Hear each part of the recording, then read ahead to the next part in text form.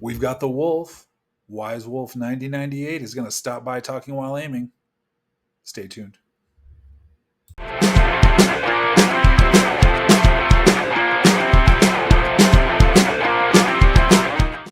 Hey, everybody, this is Northern Savage with another episode of Talking While Aiming. So happy to have you all here with me again today. Again, we're trying to put content out on a more regular basis. So, again, like and subscribe. Do that thing you're supposed to do so we can keep turning out great content. On today's show, we have the Wolf. Wise Wolf will be stopping by. We'll be talking about some old school gaming, his playing style, his 5-person dream assault team, and a little bit about how he's been doing, what's been going on with him, and the gaming style that he likes the best. But first, a couple of shout outs. Always got to give those shout outs to some of those players that have been making my life a living hell on AIM-XR. I've got two today, two that have really kind of stepped up and done well. Both of them are buddies of mine. Yasi Einhorn. Yasi, I met playing AIM the other day, and that dude sniped me so many times. He was killing me left and right. Really, really good player. Really enjoyed playing the game with him. And then, I got to run into Eserato 24, the beer can destroyer. Played with Eserato a number of times. Always a good player. Always, really good at taking shots at me, and definitely dropped me a few times when we were playing against each other. So there's a shout out to two players that just seem to have my number lately. So that's a never-ending list. So let's have some fun with that. We're going to get into the Wise Wolf interview here in a minute, and then we're going to come back for another couple of sections on today's episode of Talking While Aiming. So stay tuned. All right. Okay. All right. Ladies and gentlemen, I promised you an exclusive interview today, and I do have it. We have the Wolf. Wise Wolf 9098 is here. Wolf, how you doing? Doing pretty good. How about yourself? Right. I'm doing great, man. I love talking to players that are good at the game, and you are certainly one of those. So I was had a chance to look through some of your stats. Do you know you're currently level 424? Am I? Yeah, moving up there, man. Experience points, you're pushing 80,000. It's looking great. And I got to say, I'm looking at some of your stats here, and they're pretty impressive. You definitely got some good stats. So we can get into that in a little bit. Oh, yeah. First of all, thank you for joining us on Talking While Aiming. You said you're a loyal listener. Is that right? That is correct. All right. I've watched every single one of the interviews from start to finish. That's great. Well, now you get to watch your own. It'll be that much better. So, all right. So, of course, we always have to start off the conversation with a little bit of information about you, who you are, what you're about, and then we'll jump into some of the technical stuff about AIM. All right. So first of all, introduce yourself. Tell us whatever you want to tell us about you outside of just being a killer gamer. What do you want to share about who you are as a person? Well, of course, I do have some hobbies outside of AIM. Obviously, VR is an incredibly big hobby of mine. I mean, so much so, I wear a headband because I sweat like crazy. What can I say? I got my gloves because my hands get incredibly sweaty and clammy as hell. And there have been a couple of cases where I haven't punched a wall or smashed a controller, but there are times when I'm playing and the controller will just slip out of my hand and it'll fall to the floor. And that you get sweaty playing that game. I'm telling you. Oh yeah, and it's incredibly disruptive. Would you say that you're a hardcore gamer? Hardcore is a bit of a strong term. I would say I'm more of a committed, determined gamer. Nothing wrong with that. Nothing wrong with that. So let's talk a little bit about some of those games that you love outside of VR. Are there any old school video games that you think, hey, that's me, that's my game, that's my jam? Oh yeah. Obviously, growing up, I had a lot of games consoles. My dad was a bigger gamer nerd than I was. We had everything all the way from the Atari joystick controllers that you would plug into the TV all the way up to the PS3 when it had released. So everything from A to Z, Atari joystick controllers. We had the old Midway arcade demo discs. We had Sega Genesis. We had the Sega Dreamcast. We had Nintendo 64, the NES. We had Game Boys. We had the Nintendo DSs. We had everything. So was there one game though that you think of? You're like, man, that's my game. Power Stone 1 and 2. Okay, I don't know that game. It's a super old title for the Sega Dreamcast. It's a four-player game, sort of like it was like more of an introduction into like these into like the Smash Bros series. Okay. You have four people battling it out in a field, and then you have to collect these gems across the map to unleash a super special move, Okay. which will basically grant you invulnerability and a unique skill set for the duration of the gems in use. I would have loved to have a special skill set in AIM XR. It'd be nice to all of a Right? sudden have the ability to fly or something like that, right? Right when Or you even collect it. see outlines through walls and everything. But That would be helpful too. I would That, say another game that I really, really loved growing up was the Tekken series. oh You yeah. know, the Tekken fighting game Oh yeah. series. I started off with Tekken 3. I've played all the titles from 3 up until now, which is Tekken 8. I haven't played too much Tekken 8, but I am killer at Tekken 7. That's awesome. All right. Well, it's good to know that the wolf And is has sorry. diverse skill sets. Yeah, and of course, God of War. Can't That's why I forget have that. these right here. All right. The two Chaos Very impressive. Blades. Okay. Very cool. All right. Let's start talking about my favorite game, and I'm Okay. guessing it's probably one of yours, AIM XR. Okay. This Yes, whole sir. show dedicated to this game. Let's get into some information about that because that's where I met you. You're a hell of a gamer. I enjoy playing against you. I enjoy being on your team. I like your style of play. So let's get into that a little bit. Let's talk about that. Yeah. So first of all, what's your favorite weapon? What is your go-to? I know what the stats say. I want to know what you say. Well, my favorite weapon or weapons is the M4A1 suppressed and unsuppressed. And there's a big reason as to why I use I use both variations of the weapon, but each one serves a different purpose for my playstyles. Okay. So to Go ahead. start off with the unsuppressed M4, I usually like to use that map for I usually like to use that weapon for maps such as Blizzard, Sandbowl, and what's that map? It's on the tip of my tongue. Jesus Christ, I'm drawing a blank. Blizzard, Sandbowl, and Frontier. Frontier. Okay. Excellent use of those. Now, I like the suppressed. I do feel like you lose a little bit of shooting power. Like, I think that the regular M4 makes a stronger damage. At least that's what Yeah. I've observed. So that's the one I like. But I can see why the suppressed. By the way, you got almost a total of 90,000 kills between those two guns. So I would say that's definitely one of your favorites. So, Oh yes, all right. definitely. So you mentioned a little bit about you use different guns for different approaches to the game. Yeah. How would you define your playing style? How does the wolf attack and play AIM XR?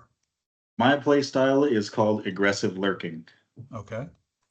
So let me share with you a little bit on how the aggressive lurking play style fits me perfectly and tends well to my moniker. Okay. So this is what it is.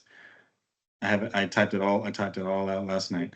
So the aggressive lurker is a player who moves independently or semi-independently from their team to flank, ambush, or disrupt enemies, but unlike a passive lurker who waits for openings, as an aggressive lurker, I create them through controlled aggression. So there are windows that there's the shadow that strikes first, often winning rounds through surprise and chaos and pressure. So the characteristics, unpredictable movement. I move the, I move off the main push, but stay close enough to pivot fast. I thrive on being where enemies least expect, behind, off angles, or cutting rotation paths. 2, controlled aggression. Not reckless. I pick fights that I can win or force high value trades. Whereas, they may pick off 2 members of my team, but in turn I'm able to take out 4 or 5 in one single go before I'm eventually killed. They know when to explode and when to fade back into the shadows. Mm-hmm. Audio and map awareness. They read sound cues, rotations, and spacing like a hunter stalking its prey. Aggressive lurkers punish footsteps, reloads, and careless peeks. 4, timing and disruption. My goal is to collapse the enemy focus. My hitting from unexpected angles just as their team engages elsewhere, causing confusion in the crossfire. Okay. Adaptability. Aggressive lurkers can switch between solo assassin and supportive entry flanker, depending on how their enemy adapts. The tactical goals of the aggressive lurker: cut rotations, which is to catch enemies rotating to or from objectives. Backstab pressure forces the defenders to split locations between fronts. Info gathering, scout silently, then using team chat to let the team know exactly what's going on, who's here, who's there, what they have. So you've taken your playing style and turned it into a profile. Yes. Okay. I think that's going to be useful down the road as we expand and we start doing all-star games and you start building out your teams. I think having playing styles and a more of a definitive profile will be very helpful. Oh yeah. Because I think we're going to start having a little bit more advanced all-star games as we pursue that. So, okay. Very cool stuff on your playing style. I want to make sure that we get through all these stuff because I have 3 more and I want to make sure we're doing okay on time. Of course. I told you to pick your 5-person assault team. Now I assume that you were going to be one of them. Of course. Who else? If you're now again, and I want to make this clear, assault means you're attacking. This is not a wait, set up traps or set up snipers in the back. This is we're going forward. We're going to shoot anybody in our way till we get to the end. Who are you picking to roll with you on your 5-person assault team? Including myself. Yes. There's by myself, Nat Dog. Hold on a second. By myself, we got to go through this a little bit slower. Now, by myself, I have played with a couple times. Excellent player. Okay, I don't know their style that well. Okay, by myself, who's next? Nat Dog VR. No Nat Dog. And then new player 420B P. Okay. And this last one may seem sudden, but I would have to say, because I would like to have a female player on the team as well. But I mean, this person terrifies the ever living dog hell out of me every time she pops in the lobby, and that is Sneaky Brit. Sneaky Brit, someone who has made a name for herself lately by doing really, really well. I would agree with that completely. Yes. All right. Every time she pops up in the lobby, I always get either she pops up from a corner, takes me out, or I get magged. And I'm just she's sneaky. And I'm just where the hell did you come from? All right. Well, that might lead us into our next question. Is there one player who always has your number? Is there one player that you just can't seem to ever get over on? There's that one player that is your nemesis. One player that is my nemesis. And if you don't have a nemesis, that's okay. But I always want to. Trust me, I do. Just finding what I had wrote right here. Okay. Yes, I do. And this may shock you, but it's everyone. But if I had to choose one, it would be between either new player 420p or by myself. I respect the fact that you put some of your hardest kills on your team. Can't beat them, join them, right? Exactly. That's not a bad strategy. Okay. Not only that, but of course, I am pretty good at the game, but I'm not the best. And if I can still learn something from other people and implement elements from their play styles into mine, who's to say I can't get the one up on them eventually down the road? Nothing wrong with learning from people that you admire and that you try to improve on. That's great. All right. Last thing I want to check on. Have you done any all-star games or tournaments? Yes, I do. Yes, I have. I've played. I'm currently the team leader for Team 8 in Season 3 of the Run and Gun for Fun tournament, the AMXR Wolves. Okay, so I'm sorry. So you're the AMXR Wolves, and you are Team 8? Yes. All right. I want to get into the all-star game tournament matchups and things like that in another episode. What I would love to know is what you think about the way the tournament is currently constructed. Are you enjoying it? Do you find that it is everything you want it to be? Is there things that could change to make it better? Really just love to get your perspective on these tournament games, how they vibe, what your thoughts are. Well, in my opinion, I really welcome the All-Star games and personally believe the formatting is good. I'm still able to make all my matches with no issues and able to communicate with my team accordingly to assure everyone is on the same page and updated as frequently as possible to everything going on within these tournaments. Okay. do you see a day where the tournaments are bigger than they are now? Because I mean, right now there's a fair number of teams that play in them, but it's pretty much for everyone's enjoyment. What I would like to see is a point where some of these scores and some of these games get kind of recapped so people can see what the best Yeah. players are doing in these games and how these games are going. One thing I would love to see later on down the line is a spectator mode.